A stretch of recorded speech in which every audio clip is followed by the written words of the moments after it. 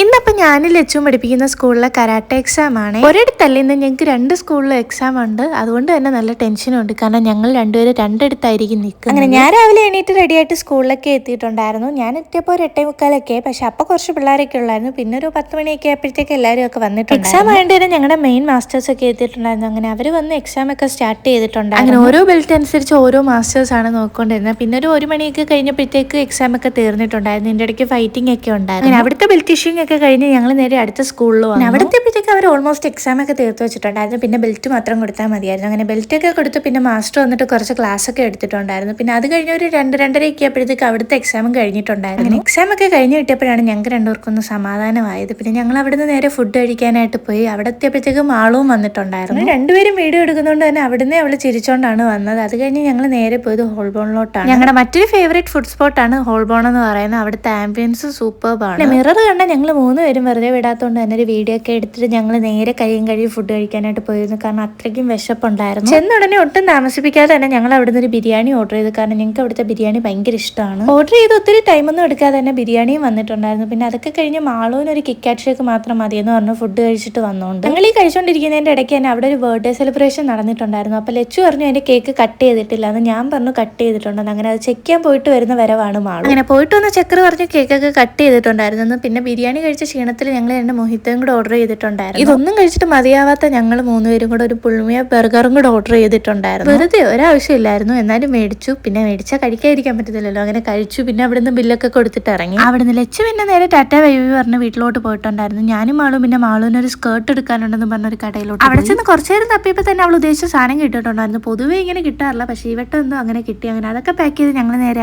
അവിടുന്ന് പിന്നെ വരുന്ന വഴി അവർക്ക് ലിപ്സ്റ്റിക്കും കൂടെ മേടിക്കണമായിരുന്നു. അങ്ങനെ ലിപ്സ്റ്റിക് ഒക്കെ മേടിച്ചിട്ട് ഞങ്ങൾ നേരെ വീട്ടിലോട്ട് പോയി. അപ്പൊ ഇന്നത്തേക്ക് ഇത്രയേ ഉള്ളൂ. Bye bye.